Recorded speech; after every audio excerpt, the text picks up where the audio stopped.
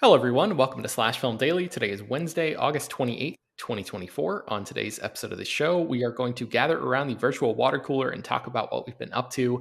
My name is Ben Pearson. I'm an editor at slashfilm.com, and I'm joined on today's episode by Slash Film editor Brad Oman. Hey, that's me. All right, Brad, let's get into it. What have you been doing recently? Oh, a little of this, a little of that. I've been trying to pack up my life to move across the country, and then the universe decided, hey, guess what? Fuck your plans. We're gonna mess them up real bad. Okay, so what does that mean? So I'm no longer moving to Texas. To make a long story short, there's just weird things happening at an upper level in what's happening with my fiance's job. And there's just no reason for me to go down there because she's not going to stay down there and she's going to take advantage of another opportunity elsewhere. We're still in the midst of figuring out where exactly that is, but the good news is she's got good prospects, and it'll definitely take us somewhere. It could be close to where I already am, or it could be further away. But definitely not Texas this time. So I'll definitely provide an update when I have a better idea of what's happening. In the meantime, I'm still packing, and I hate my life. All those Legos coming back to bite you? Oh, I haven't even started the Legos yet, man. Because here's the thing: I keep getting new ones, and so Oh, no. and I have to build them because I have to review them, so they can't just sit there. So, like, what I'm going to end up having to do probably is the bigger ones. At some point, I'm going to have to take probably a weekend, if not more, to just start taking apart the bigger ones that I know if I tried to pack would just fall apart and would be extremely hard to piece back together if they did fall apart. Mm-hmm. So just like the modular buildings and like stuff like that, I'm probably just going to disassemble and like put them into numbered bags so that when I have the opportunity, I can just basically just have fun and rebuild them again. So that'll be nice, I guess. But yeah, I definitely have a lot of things still packed, that I'm still packing up, and but I keep getting more stuff too, because like I get books and I get movies and things. It's like fucking hell. Yes, first world problems for sure. It really is. Yeah, don't get me wrong. I'm not complaining about the free things that I get. It's the packing of the things later that is the problem. Yeah. Okay, so speaking of books, tell me what you've been reading recently. Yeah, so I will dive into this more extensively in September, but I have been reading a book that's coming out at the very beginning of October called Best Possible Time, Worst Possible Place by filmmaker and cinematographer Barry Sonnenfeld. If you don't remember Barry Sonnenfeld by name, he directed the 2 live-action Addams Family movies. He directed all 3 of the Men in Black movies. He also worked with the Coen brothers on a couple movies like Misery and Blood Simple as their cinematographer. And one thing I did not know about Barry Sonnenfeld is that he is incredibly funny, and he has some amazing anecdotes from the time that he has spent in Hollywood. He actually has another book out there that covers a few of his other earlier projects, like Big and whatnot, called Barry Sonnenfeld, Call Your Mother. And I haven't read that one yet, but funnily enough, before I learned about this book, I spotted it at a used bookstore and looked at it, and I bought it, but I just haven't read it yet. Oh, So nice. yeah, so we'll talk more about this book when the time comes, because I'm also going to be interviewing Barry Sonnenfeld tied to the release of the book. So stick around for that sometime closer to the end of September. Very cool. I'm very excited about that. I'm excited to hear that conversation, especially knowing your reaction to how funny he is. So sometimes people could be a little dry, but it sounds like that's not the case with him. So I'm excited to hear what you guys Yeah. get into. Okay, let's get into what we've been watching. I watched a movie called The Name of the Rose that came out in 1986, and it is based on Umberto Eco's novel of the same name, which I have not read.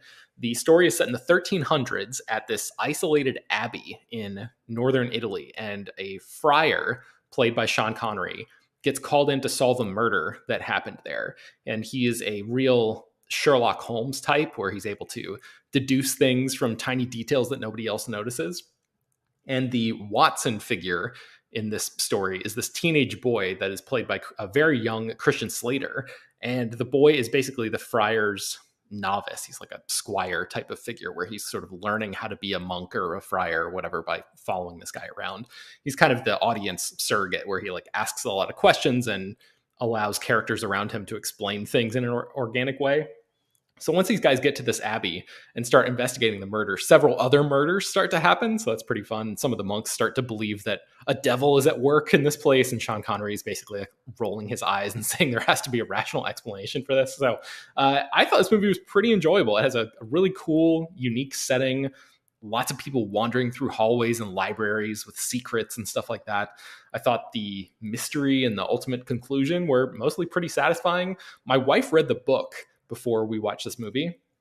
And while she said that it was kind of a tough read because the author really seems to delight in writing scenes where characters argue about minutia of religious doctrine, which I guess can be kind of tough to read, there were several differences that she pointed out where the book either sort of like doled out information in a more interesting way than the movie did, or focused on cool elements that the film barely touched on, or sometimes like skipped entirely. So if the general story here sounds interesting to you, anecdotally it sounds like the book might be the better version of it. But as somebody who doesn't have any plans to actually read the book, I thought that watching the movie version of The Name of the Rose was an entertaining substitute. So that's streaming on Prime Video right now. Have you ever heard of that movie, Brad?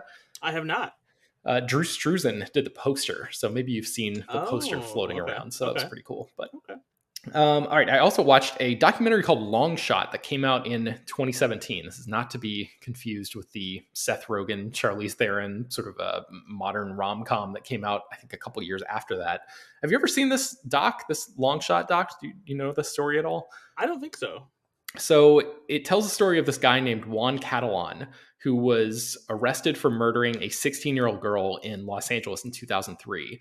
He matched the appearance of a composite drawing that was informed by a witness, and he was facing life in prison, but he didn't actually commit the crime. And he said he was at a Dodgers baseball game the night of the murder with his young daughter. And Juan's lawyer combed through footage of the game's broadcast and like the Jumbotron camera footage and all of that, and just desperately was trying to put his client at that game. And he had no luck with that until something unexpected occurred, and there happened to be a TV show filming at the game that night. And I'm not going to say what the show is in case people aren't familiar with the story and haven't heard the details, but suffice it to say, it is wild what happens. And the doc is only 40 minutes long, so it's not a huge time commitment if you're interested in checking it out.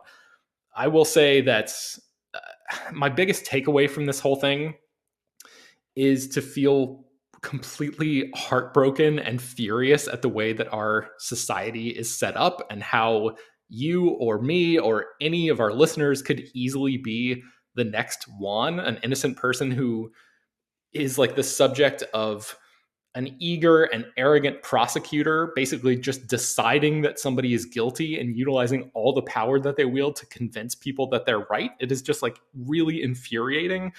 And although Long Shot tells a story where there's this incredible coincidence that happens, so many other people are in the wrong place in the wrong time and are just powerless to adequately fight back, and they just don't have this amazing coincidence to sort of back their own reality and prove that they're innocent in this scenario. So anyway, it's really a very impressive documentary. It's very short, streaming on Netflix right now.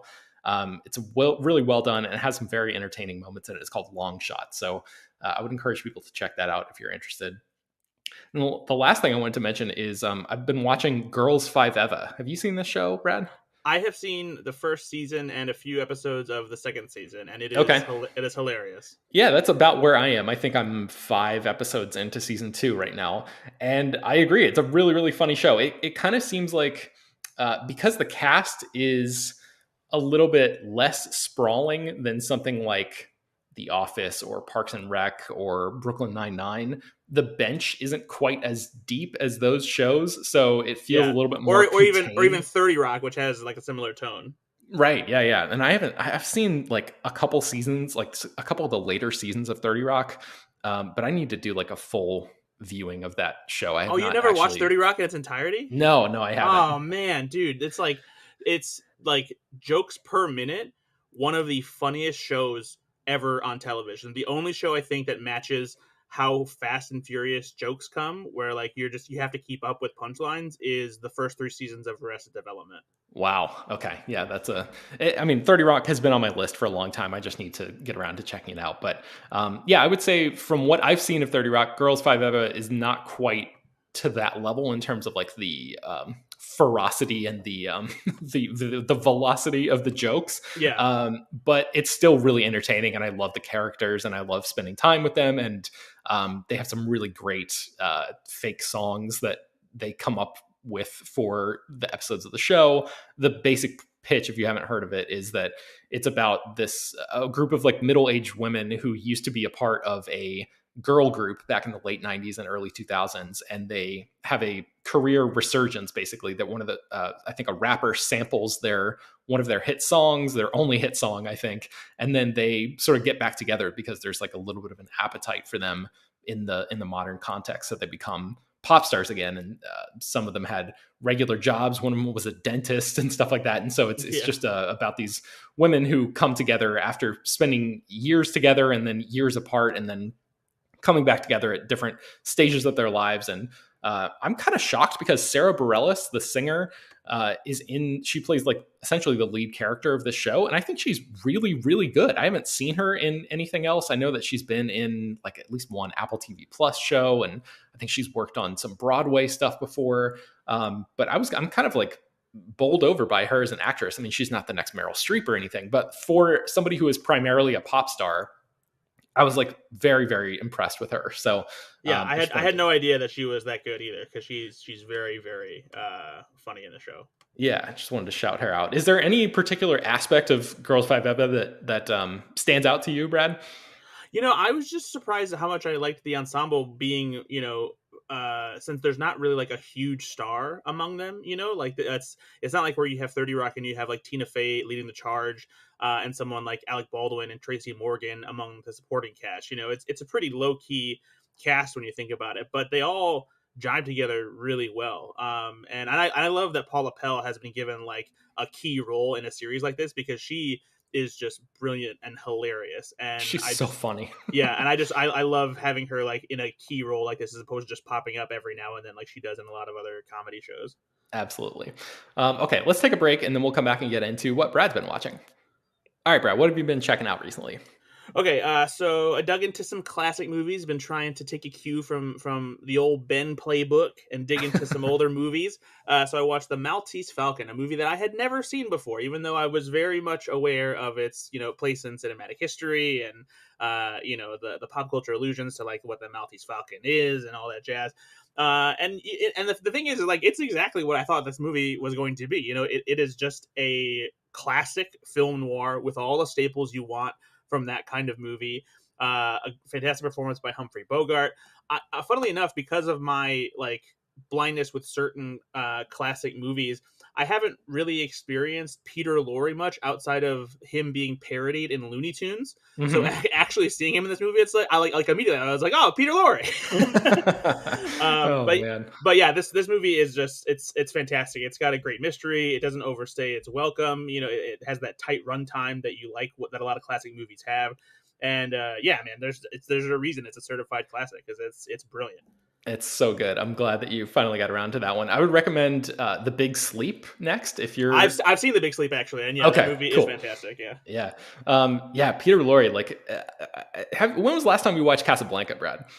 Oh gosh, I don't think I've seen it since college, probably. Yeah, I've rewatched it a couple times over the past 3 or 4 years or so, and it's like very slowly becoming one of my all-time favorites. I mean, that's not like a hot take or anything, but Peter Lorre is so good in that movie, and just the dynamic that he has with Bogart. Like, I would just say, if you're looking for anything, if you find yourself on one of those nights where you're just like scrolling around, like, what do I watch? I'm not really feeling anything.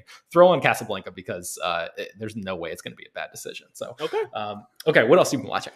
I also watched the original Invasion of the Body Snatchers, the one from 1956. I haven't seen any of these adaptations of this story at all. I actually haven't seen any of the other ones either, and I kind of just figured I would start with this one. And it's a breeze, too, because it's only an hour and 20 minutes long. It's directed by Don Siegel. It stars Kevin McCarthy and Dana Winter. And you know the classic story. It's it's a town and people are acting strange. Other people are like, no, this person is not like who I think they are. It's all pretty straightforward, and they discover that there's these pods that are being used to grow new versions of people that kind of just live in this pretty bland utopian version of society where they're pretty much exactly like the people that they're taking over, except no emotions, no conflict, anything like that. And so Kevin McCarthy and Dana Winter play this pair who like used to have a thing and now they're not, and they're kind of friends. And they become privy to what's happening, and then they try to escape it, and lots of suspense. This has a great classic film score by a composer named Carmen Dragon, an Oh, amazing sweet. name for a film composer. But it's like that classic thing where just like big strings and big horns for like the suspenseful moments and like the shocking turns and everything. But yeah, it's very short. I do the ending feels like it kind of fizzles out in a way, because I was expecting like, and this is probably just my contemporary movie sensibilities coming into play, but I was expecting like one final twist in this movie, because it's the way it's set up is it's bookended by Kevin McCarthy's character recounting to a hospital, like a cop and a psychiatrist, like what he's experienced, and of course they're like skeptical, and he's the whole movie is him telling the story, and then it ends with him, not being believed until they get like details that there's something happening outside that like confirms what he just said. But then it ends before they like do anything to resolve it. It's just the confirmation that he was right. And so like it's just like, oh, that's it, I guess. Yeah, I found that especially for movies from like the 30s, 40s, and 50s, they just end. There's like Yeah. that's such a common thing in my experience of watching these movies recently, is just like, yeah, I think a lot of we're kind of trained to expect like a big climax and then like 10 more minutes of descending action, and then yeah, like you said, maybe one final twist squeezed in there or something like that, and it's really like the end of the main narrative and the end of the, everything just sort of comes to a head, and then like roll credits as fast as possible, Yeah. basically. So yeah, so that was it for the original Invasion of the Body Snatchers. I'll probably watch the one with Donald Sutherland sometime here soon too. Yeah, this is great. I'm going to add this to my list. Do you remember where you watched this? Was it streaming somewhere? It's on Amazon Prime. Okay, awesome. Yeah. All right. Speaking of Amazon Prime, you watched a Prime Video original, right? Indeed, I did. I watched Paul Feig's latest movie, Jackpot, with an exclamation point. It stars John Cena and Aquafina, and it's basically an action comedy take on The Purge meets The Lottery in a way. So the story takes place in like a little bit further ahead in the future, where the California lottery has become this thing where when the winner is chosen, you get a huge sum of money if you survive for 24 hours, basically. Um, and so if you do that, you get the multi-billion-dollar jackpot. But you're constantly having your location broadcast every now and then to everybody else in the area who can try to kill you, and if they kill you, they get the jackpot. So wait, does that person who kills you then become hunted in that 24-hour period? Is it like a free for all, or is it like the first person to kill you gets it and that's it? The first person to kill you gets it. Okay, gotcha. Yeah. And so this movie is fun to an extent, but I had a really hard time accepting the world in which it exists, because they don't do much to differentiate this version of California from current day California. And like that's kind of the idea, because it's supposed to be like a thing where like, oh yeah, this could realistically just become a thing, kind of similar to what they did with the Purge. It's like it doesn't really take place in a distant future. It's just kind of a somewhat alternate future. But like I feel like this kind of a concept needed a world that felt at least somewhat different from our own to feel a little more believable. And because of the action comedy tone, the stakes don't necessarily feel all that engaging in the movie. Um, so like I liked aspects of it. There's a really fun running gag with John Cena's character, who he runs his own company where he hires out his services as a bodyguard for lottery winners, and he gets like a percentage of the lottery if they survive. Okay, And smart. yeah, and so he takes it upon himself to start helping Aquafina when she accidentally ends up in the lottery. And so there's a funny running bit involving the original Teenage Mutant Ninja Turtles movie, and I really like that, but it just kind of felt out of place with everything else. And so like there's interesting elements here. I just don't ever feel like they coalesced into something that was like stylized or captivating enough to like justify its existence. Like I like Paul Feig as a comedy director, and he's done some decent stuff with bigger genre style things like Spy. But like for this, I almost would have preferred a director that has a more distinct visual style and a better eye for like how to shoot action in a dynamic way, like maybe someone like Edgar Wright or something like that. Mm-hmm. Because it just felt kind of flat to me, and the world felt kind of boring, even though they try to keep ramping up the excitement with the action sequences. And plus, I don't love Aquafina as a lead. I think she's fine in small doses, but I think she works best as a supporting character. So, Yeah, I know that this one didn't do particularly well with critics, but I think it's like a big hit on Prime Video. So, Jackpot is the name of the movie. And you know, Sean William Scott has a small part in it in the very beginning of the movie. And you know what? I think we need a return for Sean William Scott. I think he deserves it. Scott Assance, bring it on. Let's do it. Okay, what else have you been watching? I also watched Adam Sandler's new Netflix special, Adam Sandler Love You. It's on Netflix now. It is directed by one of the Safdie brothers, Josh Safdie, who was the one who didn't appear in Oppenheimer. He directed Uncut Gems along with his brother that Adam Sandler started, and it's fantastic. And if you liked 100% Fresh, which is Adam Sandler's comedy special that he did back in 2018, you will definitely enjoy this. It is another great comedy special with Adam Sandler's mix of stand-up bits and funny songs and just, you know, weird, absurd scenarios that he's concocted and turned into like stand-up stories, basically. Dan Bulla joins him again. He's an SNL writer. He also worked with him on 100% Fresh, and he plays keyboard and joins in with the songs and stuff. And there's a little bit of some Safdie level chaos that's thrown in because as I found out from Vulture attending the premiere at New York's Paris Theater, Safdie and Sandler actually took this venue, the Nocturne Theater in California, and kind of like reshaped it and designed it to make it seem like it was a really shitty venue. Like they specifically, I guess, like took like a couple 2 liters of Coke and like dumped them on the floor and put carpet over it so that it had like a weird smell and everything. And then they like it opens up in like it's very cinematic fashion with Sandler arriving to the show, and like they're kind of being a little bit of chaos because autograph seekers are there and like a bunch of people are trying to talk to him and everything before it leads into the show. And then on top of that, there are a few moments where they manufactured mishaps to happen during the show. Now, and Sandler knew things were going to happen, but he didn't know what was going to happen. And so you have these like little things that kind of make the show go wrong for a brief minute without completely derailing it or without taking away the attention from like Sandler and his comedy. So it kind of creates this feeling of like unpredictability, and it makes it feel like this jury-rigged comedy special that just kind of happened somewhere. And so it's a lot of fun. Sandler is hilarious again. Like he's doing what he does best. The one glaring issue is that Rob Schneider appears in it. He appeared in 100% Fresh, and that's fine, but he's gotten worse recently, and I'll leave it at that. And the bit that he does in the show isn't even particularly funny.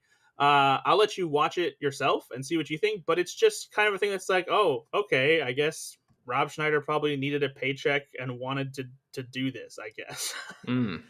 That's unfortunate. Yeah.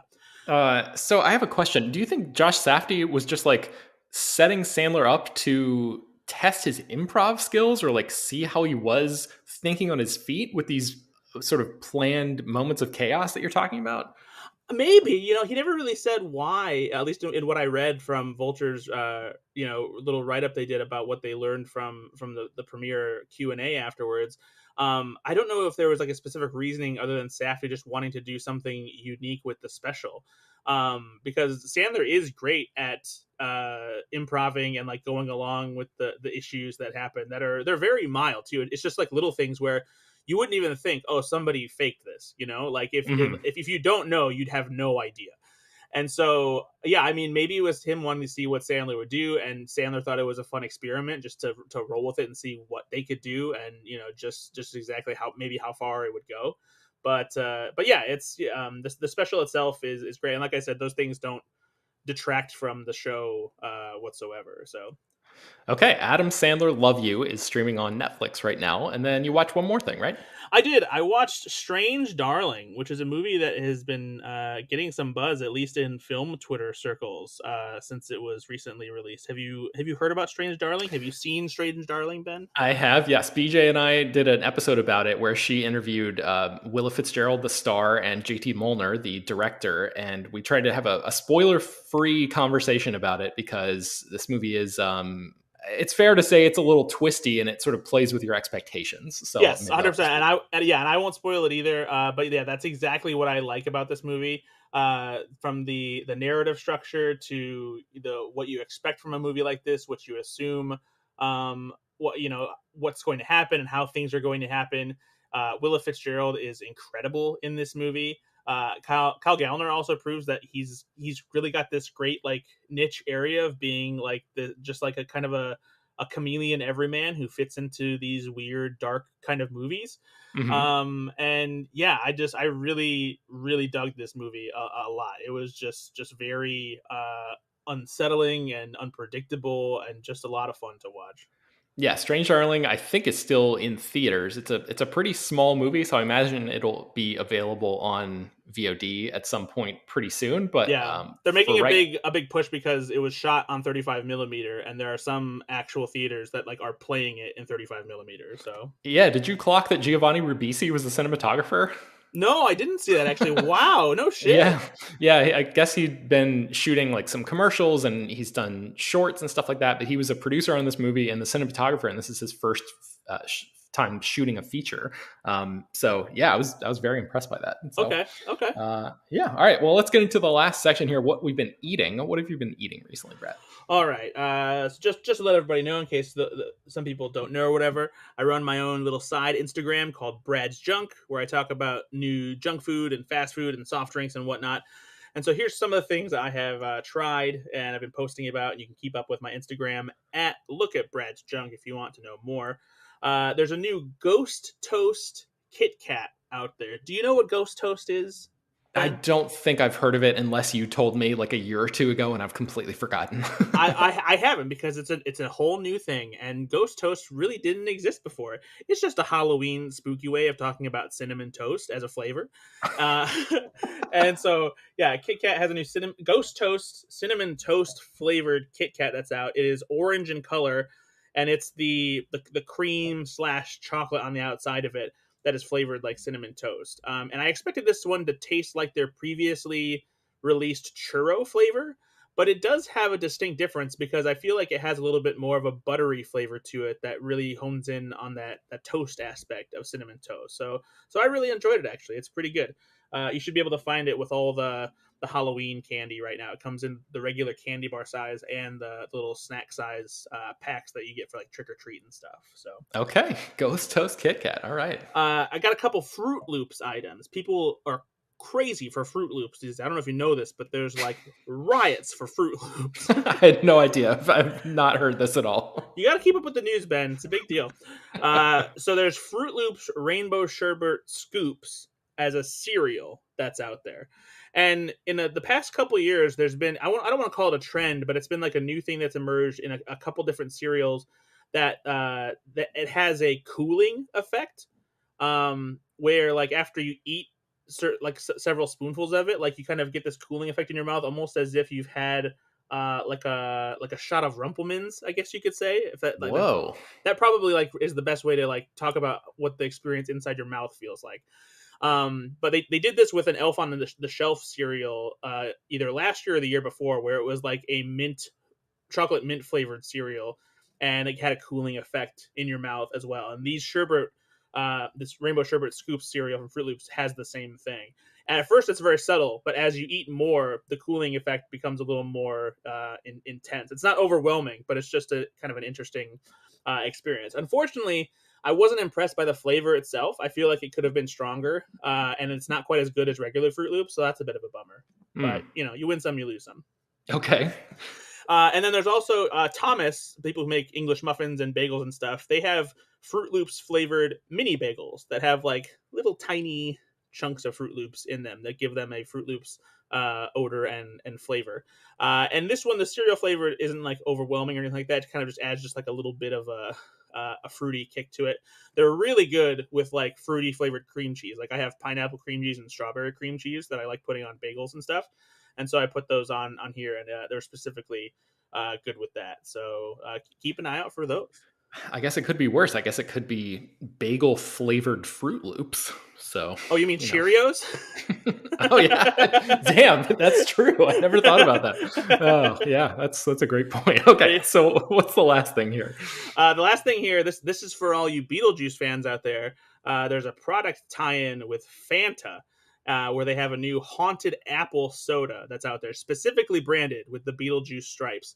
And some of the other Fanta flavors out there have cans with the characters on them, played by Jenna Ortega and Catherine O'Hara and whatnot. And so this is it's a green apple flavored soda that's perfect for the Halloween season. And if you like Jolly Ranchers, sour apple Jolly Ranchers, you're gonna love this soda. The soda itself isn't sour, but it has that same kind of apple flavor. And since it's Fanta and it's not zero sugar, it is pretty sweet. As I've been getting more into just drinking zero sugar soda instead of full sugar soda, like you really start to notice how sugary regular sodas are, and it's kind of off-putting after you have a couple sips. You're like, I'm good now. But the flavor itself is very good. So, and similarly, there's also at least one unique Beetlejuice flavor of soda at Coke. In Coke Freestyle machines that's at various movie theaters right now. I think it's called Haunted Fizz or something like that, and it's like a grape strawberry flavor, and that's pretty good. I think we've talked about those freestyle machines before, but I don't know, if you're at a movie theater, if you're at a restaurant that has one of those, what's your go-to drink when you have whatever it is, 40 options or something at a freestyle thing? So it depends because I don't typically like the freestyle machine, and I think that like it ruins a lot of the flavors that you have, even if you try and rinse it with water before you start using it. Yeah. I think that most of the brown sodas that you get out of freestyle machines are probably the better ones, and the fruity ones aren't quite as good as they should be if you were to get them from like a normal fountain and not a freestyle machine. Mm-hmm. But occasionally they do have interesting, unique flavor mixes that do work out because of the flavor combo. So I kind of change it up. The only one I think that I reliably go with is I usually get the peace tea, the peach zero sugar peace tea. Okay. Just because sometimes having that big of a pop is also just the carbonation just gets to me. And yeah. So yeah, I usually go that route if I'm getting something from the freestyle machine. So, but I Okay. also like getting ices when I go to the theater. So. Oh yeah, man, it's been a long time since I've had one of those. I need to fire that back up right as summer's coming to an end here. Maybe I could squeeze one last one in. There you go. All right, I think that's going to do it for today's episode of the show. You can find more about a lot of the stuff that we talked about, including Brad's Instagram account. I'll link to that in the show notes. You can find a lot of the stuff at slashfilm.com, and I will link to a few other things in the show notes as well. Slash Film Daily is published every weekday, bringing you the most exciting news from the world of movies and TV, as well as deeper dives into the great features you can find on the site. You can subscribe to the show on Apple, Overcast, Spotify, wherever you get your podcasts. Send your feedback, questions, comments, concerns, and mailbag topics to us at bpearson@slashfilm.com. Make sure to leave your name and general geographic location in case we mention our email on the air. Don't forget to take a minute to rate and review the show on Apple Podcasts or Spotify. That really helps us out a lot. Tell your friends about the show any way you can. Thank